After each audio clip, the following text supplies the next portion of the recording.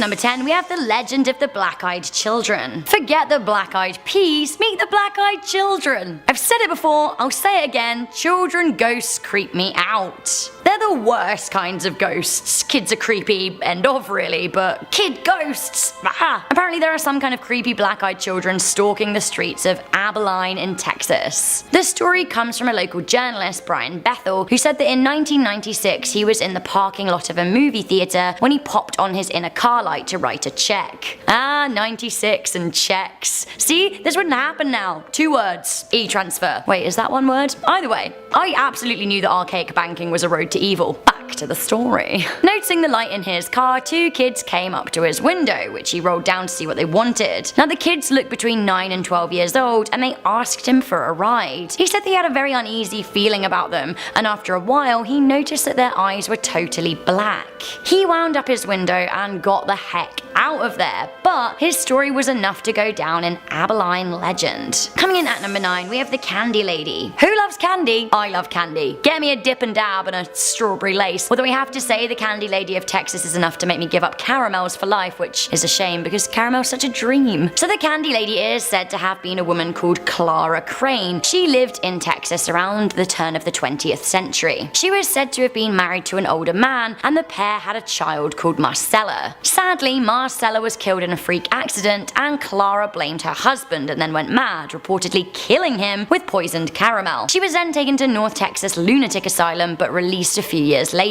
This is when candy started showing up on windowsills, luring in kids. Later, a number of kids across the state went missing, and one farmer was said to have found rotten children's teeth in a caramel wrapper on his land. The urban legend goes that the Candy Lady will start by leaving a kid candy to win their trust. Then she'll abduct them and stab them with a fork. I shouldn't laugh, but forks are kind of like the comedy side of utensils, right? From Candy Lady to Donkey Lady at number 8. Donkey Lady, now I've heard it all. Apparently ye olde Donkey Lady haunts a bridge over Elm Creek in San Antonio, Texas. The origin story of the ghost dates back almost 200 years to the mid-1800s. When settlers were living on the banks of Elm Creek, a husband and wife had a small wooden farmhouse and were making a living with a small number of livestock. One day, one of their donkeys or mules was grazing in the area when a young man from the town came across it. This man was not a nice man, but he was a wealthy man. He was the son of an important town leader. The young man teased the donkey and hit it with a stick, to which the donkey fairly responded by biting him. I'd bite someone if they hit me with a stick too. Retaliating, the man started heavily beating the donkey. Hearing their mule being attacked, the couple emerged and told the man to get away, throwing rocks at him for hurting their valuable animal. The man had a bit of Prince Joffrey entitlement moment, and he screamed that his father would hear about this, and to be honest, hear about it he did.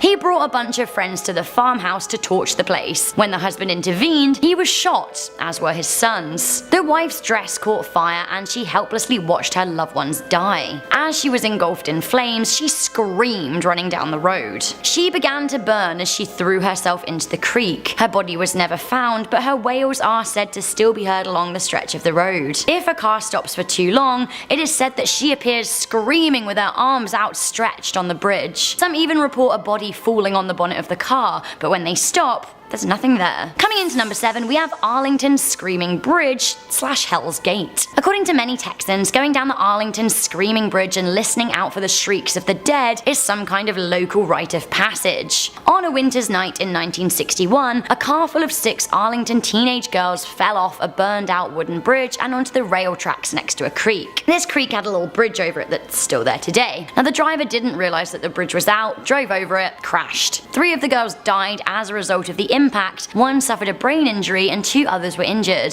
Those responsible for burning the bridge were 4 boys who went to the same high school as the girls, resulting in a big local scandal and tragedy. The bridge over the creek still stands, and people refer to it as the Screaming Bridge in memory of the girls who died. The spot near the bridge may also be cursed. In 1994, 2 people were killed in a truck when the driver tried to outrace a train at the crossing. Curse or just idiocy? I don't know. Coming into number 6, we have the White Lady of Rio Frio. So the Frio River River is a beautiful spot near Rio Frio in Texas. On a summer's day, you may see picnickers hanging out by the water enjoying the weather, but some say they've had a far spookier experience. Many people that visit the Frio River have reported a strange white mist hovering over the water. Some say it's a strange microclimate, but others cite the story of the Lady of Frio. The story goes that back in the 1900s, a young girl called Maria Juarez was the prettiest girl in the canyon. She was young and had an elder sister whom she loved deeply. Her sister had children with a man called Gregorio, who unfortunately cared more about Maria than a sister-in-law. Maria helped raise her sister's children and dreamed that someday she would meet someone, marry them, and have kids of her very own. She thought all of her dreams had come true when she met Anselmo, a dashing young man who seemed to return her affections. Sadly, this angered Gregorio, who told Maria that he loved her and wanted to be with her. When she rebuffed him because of her sister and Anselmo, he shot her through the heart by the lake. Now, her spirit is said to haunt the spot to this day. Adding a level of legitimacy to the story, there is an unmarked grave in a Frio cemetery said to belong to Maria, the White Lady, who died an unmarried virgin. Coming into number 5, we have El Muerto. The El Muerto tale is truly terrifying. Back during the gold rush era, people thought that there was gold to be found in Texas. On top of that, the USA-Mexico border was hotly contested around this area, with an area of no man's land between the two countries. In this area, bandits were rife and Texas Rangers were around to keep them in check. One ranger, William Bigfoot Wallace, wanted to teach the bandits a lesson after one persistent criminal, known simply as Vidal, stole a bunch of Mustang horses. When he was in court, Bigfoot Wallace and his ranger friends chopped off Vidal's head, sat his body on a horse, attached his hands to the reins, and strung his head to the saddle. This was supposed to teach other would-be bandits a lesson not to mess with the Texas Rangers. Some poor sod then had to deal with finding the horse and its deceased cargo, which would be absolutely awful. Despite eventually being taken down from the horse, legend has it that Vidal rides on through the Rio Grande area today, and his ghost is dubbed as El Muerto. Coming into number 4, we have the Dancing Devil of El Cameroncito. A dancing Texas urban legend. I am so down for this. Apparently the Dancing Devil is local only to El Cameroncito, so ladies of other towns, no worries if a man is asking you to dance, you're probably safe. Ladies in Cameroncito though, watch out. So basically a legend has it that in the 1970s, a man in a dapper suit would ask beautiful ladies to dance with him. While they didn't find him beautiful, they felt compelled to dance. As he danced, women would be swept up. One day, a woman noticed the man she was dancing with had hooves for feet and that everyone near them was staring in horror. Realizing she was dancing with the devil, she ran away. The devil, however, remained. Now, I always keep my demons in my dancing shoes. Coming into number 3, we have Goat Man. Goat Man, Goat Man, Goat Man, Goat Man. Fun to say, fun to talk about. There are a couple of legends surrounding the Goat Man of Old Alton Bridge in Denton County. The bridge is locally dubbed Goatman's Bridge, and some say that is because there is a goat-like demon that haunts the nearby forest. But others turn to a more elaborate tale of a local goat farmer. Oscar Washburn was a black goat farmer who was known for being an honest businessman, and he was a well-liked member of the community. Unfortunately, a successful black man caught the attention of the KKK, who was said to have abducted him in August 1938. Reportedly, they tied a noose around his neck and threw him over the Old Alton Bridge into the river below. When they went to bring up his body, they found that the noose was empty. Frustrated, the clan went to his house and slaughtered his wife and children. Washburn's body was never found, but a lot of paranormal enthusiasts will tell you that if you drive out over the bridge at night without your headlights on, the old goat man will be standing on the other side to greet you. Some also report being touched or grabbed by a spirit, and others say there are weird flashing lights in the nearby forest. Coming into number 2, we have the ghost of Fort Phantom Hill. Fort Phantom is one of the most well-preserved historic sites in Texas, with original architecture dating back to the mid-1850s. Fort Phantom was built as a safe stop for immigrants headed to the Californian gold fields. The story behind the name of Phantom Hill seems to be twofold. On the one hand, the fort is said to look really high up on a plateau from afar, but when you get close, it looks level, so it disappears like a phantom. The other story is that one night while a sentry was keeping watch, he fired on a Native American who was on the hill. When he went to go and investigate, he didn't find a body. When the team at the whole fort went out to look for a band of natives, they couldn't find any evidence of them ever being nearby. This ghost on the hill is said to re-emerge every now and then, confusing those who watch from the garrison. Finally, coming into number 1, we have one of the most well-known Texas urban legends ever. We have the Houston Batman. So first, I was like, Batman?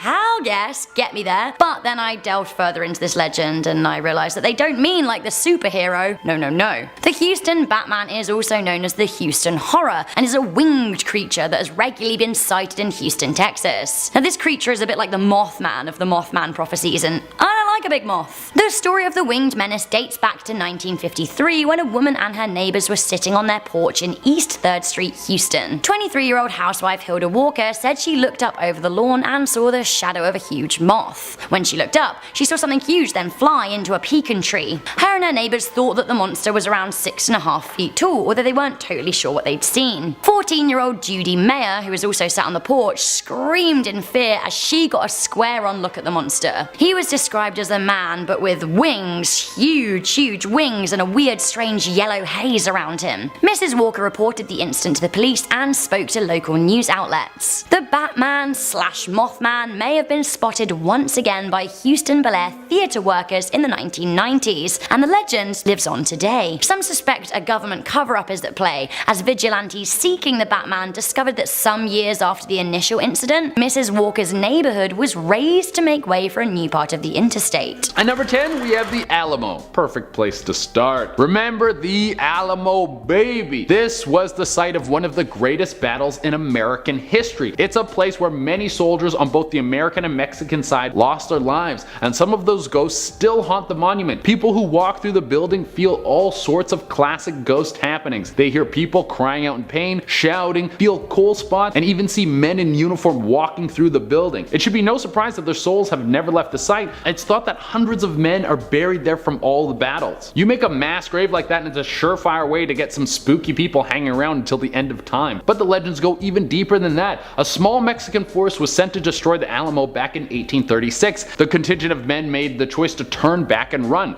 But why would they do this? If the mission was successful, it would have been a major blow to the Americans. The Mexican soldiers said that the Alamo was defended by ghosts holding swords that were engulfed in flame. Ghost troopers, you can never go wrong with those. At number 9, we have the Curse of the Ruins. How many times does a building have to crumble to the ground before people say the land is cursed and we're just gonna leave it controlled by the dark forces that live there?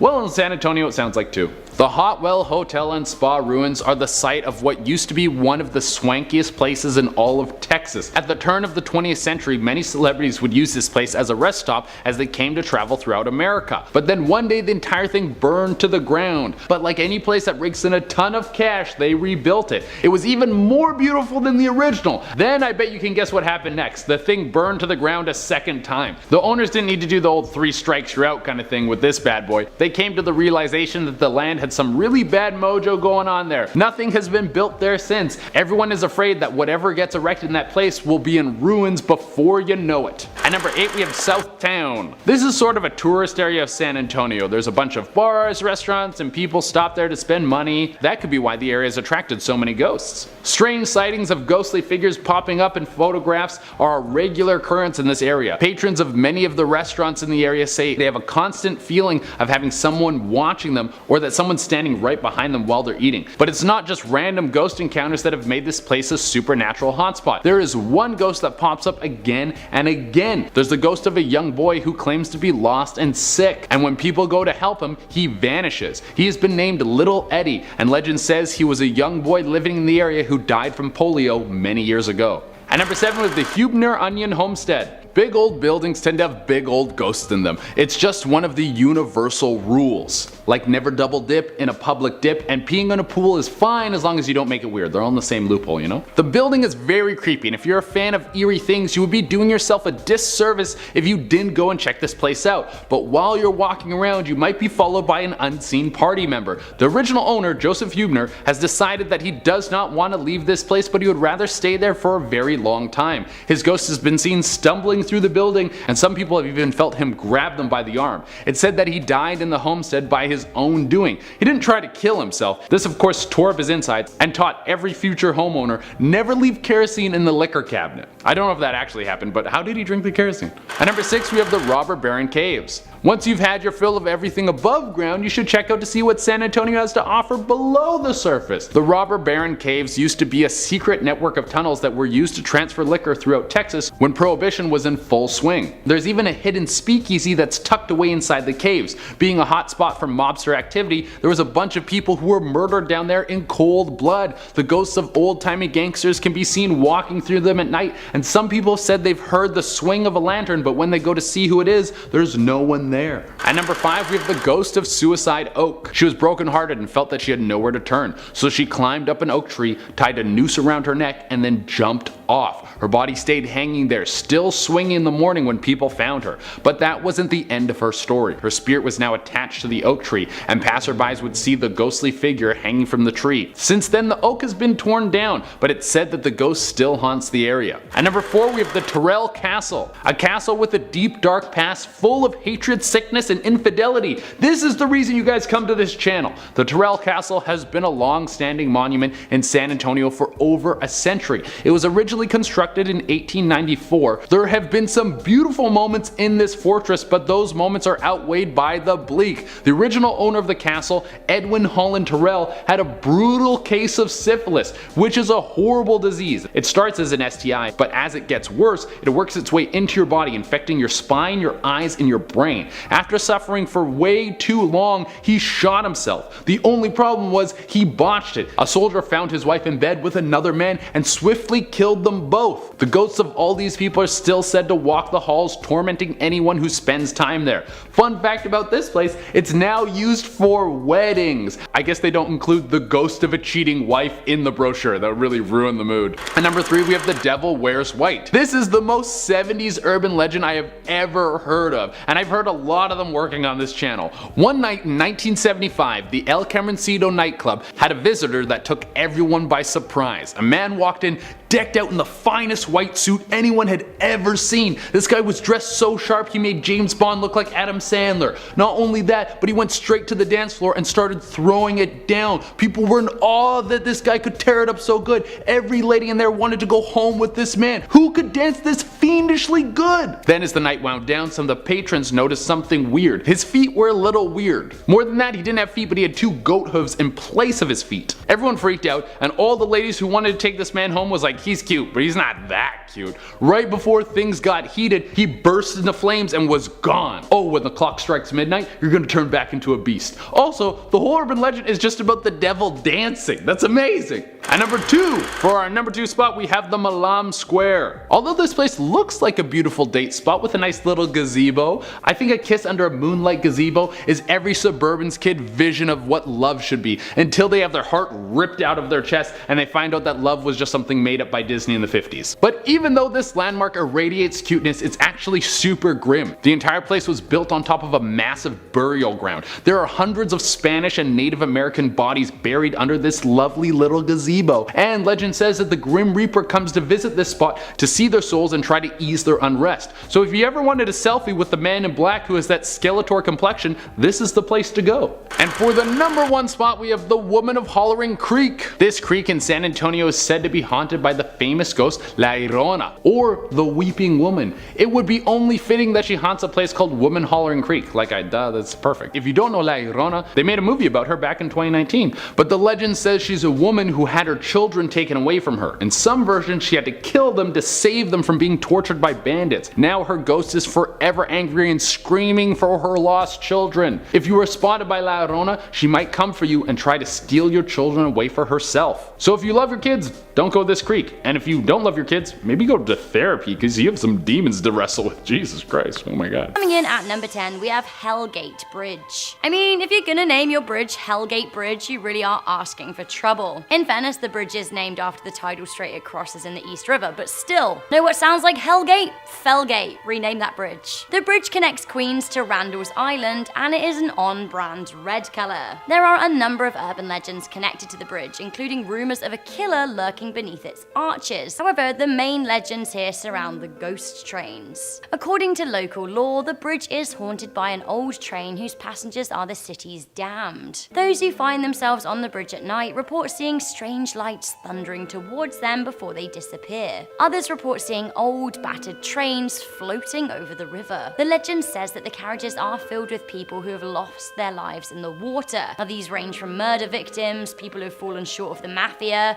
suicide jumpers, and historic Dutch explorers. They sit together on the weirdest train ride of all time. Coming in at number 9, we have the legend of Cropsey. Cropsey is Staten Island's very own boogeyman, but the legend coincides with some real-life terrifying stuff. Now, Cropsey was rumored to be a killer with a hook for a hand who had escaped from a mental institution and hunted children. Cropsey was said to live in an old abandoned asylum, the Willbrook Mental Institution. He would then come out late at night and steal children off the streets, torturing them with his hook. In other variants of the story, he would have a bloody axe. Whichever the way it was told, he was out there. Parents would use Cropsey to warn kids not to miss their curfews. Others would use him to tease one another at sleepovers. Sadly, the legend became mixed up in reality in the 1970s and 80s when Staten Island children really started to disappear. Andre Rand started working at the Willowbrook State School, a school for children with learning disabilities that turned out to actually be a very awful and unnurturing place for many reasons. Rand worked there and he abducted and murdered 5 children. He was finally caught in 1987 when a young girl with Down syndrome, Jennifer Schweiger, went missing. According to an acclaimed documentary on the subject, Rand may have been involved in Satanism and was possibly killing the children as ritual sacrifices. Coming into number 8, this city has 8 million rats. NYC dwellers will tell you that the population of rats will soon outnumber the population of people living in the 5 boroughs. Rats, of course, are terrifying for a good number of reasons. They're vermin, they're unclean, they spread disease. Hello, plague anyone? While there are a whole load of rats living in New York City, there's actually around 1 rat to every 4 dwellers, so around 2 million rats, which is a lot of rats, but not 8 million. There will only ever be one pizza rat though, so shout out to him. We could actually do a whole top 10 on the various legends of New York City rats. Some people even think that giant or mutant rats are running riot down there. Cool. Coming into number 7, we have the ghost ship of the Hudson River. The Hudson River separates New York and New Jersey and runs all the way from the ocean up to Albany. The river is an iconic part of New York City and has urban legends of its very own. One popular story is the legend of the Half Moon, the famous ship sailed by Henry Hudson, the namesake of the river. Hudson was lost at sea in 1611, although his ship is sometimes spotted sailing the famous river. One man named Samuel was fishing along the Hudson one evening before a storm when he saw a wooden ship with 3 empty masts. Samuel was confused as he had never seen a boat like this in his life, and he said it drifted 50 feet away from him before disappearing. It seems the legend goes that the half moon is only spotted when times are rough on the river. It serves as a warning for people to stay on dry land until the bad weather passes. Coming into number 6, we have the buried treasure of Liberty Island. Here be treasure and ghosts. Captain William Kidd was a Scottish pirate who sailed on many an adventure, but he was especially known for his illicit activity around New York City. The famous pirate was said to have stashed a boatload of bounty on Liberty Island, which in those days existed without its famous statue and was called Bedloe Island. After his death in 1701 for piracy, people started looking for Captain Kidd's loot. 2 soldiers, Gibbs and Carpenter, went to look for the treasure. They literally thought they'd struck gold when they came across a wooden chest. Before they could open it, they were sat upon by what they described as a demon with black skin, horns, and wings. This evil apparition is said to guard the treasure to this day and still stalks Liberty Island at night. Wonder what Lady Libs feels about her neighbor. Coming into number 5, we have killer pennies off the Empire State Building. Ever heard the one about people throwing pennies or cents off the Empire State? With the momentum they pick up from being dropped at such a height, they can allegedly kill innocent people standing below. This is a very popular Manhattan urban legend and genuinely makes people nervous when walking around the base of the iconic building. This is just a scare story though. It's an urban legend. A penny's terminal velocity, the fastest it can fall through air, is 25 miles per hour. Now even when dropped at 1,250 feet, it wouldn't kill someone on the ground. It would hurt for sure, but it wouldn't kill. To be honest, there are so many safety precautions these days that it is very unlikely anyone anyone would be able to launch a projectile off the top of the building. Coming into number 4, we have this secret bunker. I love me a tin hat conspiracy. Legend has it that there is 500 square acres of subterranean city 100 feet under Central Park. Theorists call this secret bunker the Manhattan Project, although I don't know if they know that that name was already taken. These theorists though do think that the secret project predates the atomic bomb, so maybe.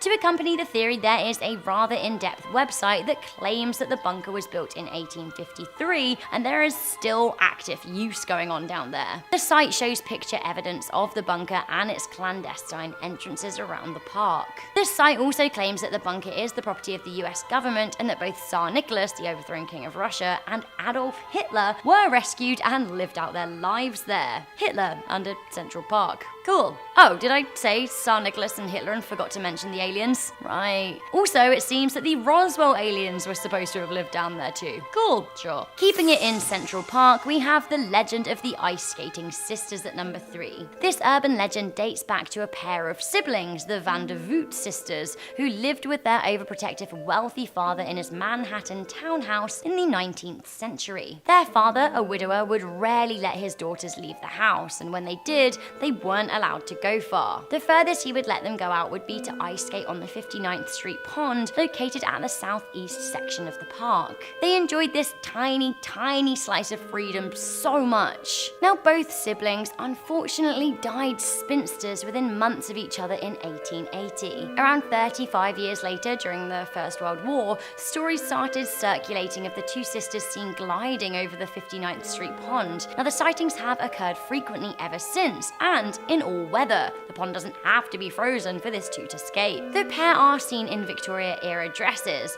one wearing red and the other wearing purple. The sisters enjoy such fame as an urban legend that even the New York Times ran an article on them in 1997. Coming into number 2, we have John Lennon and the ghost of the Dakota Building. So just across the road from Central Park is the Dakota Building. It's a New York City landmark. Built in 1884, it was already shrouded in mystery and paranormal whisperings before providing the backdrop to John Lennon's murder in 1980. The former Beatle, of course, was shot outside the front steps by David Chapman. John lived in the building with Yoko Ono, who claims to have seen his ghost sitting in their apartment ever since. She isn't the only one who has seen his apparition either. In 1983, Joey Harrow and Amanda Maud saw him standing at the entrance looking pensive. It seems John is just one of a number of ghosts haunting the famous building. Lennon himself said that he saw a spirit of the crying lady. This is supposed to be the ghost of a former manager of the building. The Dakota is also said to be haunted by the ghost of a young blonde girl in a yellow taffeta dress. Residents of the building to this day still report a lot of strange goings-on. Finally, coming into number 1, we have one of the most famous NYC urban legends. Behold the legend of the sewer alligators. In New York City, there has been a legend for decades upon decades that alligators exist in the sewer. The urban legend dates back to the 1930s and goes that wealthy people would bring baby gators back from their trips to Florida and the southeastern states. When the gators got too much for them, they'd simply flush them down the toilet and the snappy chappies would end up in the sewer, where they'd breed with other abandoned pets. In 1932, the New York Times reported an alligator spotted along the Bronx riverbank, and 3 years later, teenagers told news outlets that they saw one crawl out of the sewer. People still claim to see gators in New York City today, despite many refuting the claims. That being said, a 2-foot caiman was caught in Central Park in 2001, so the legend more than prevails.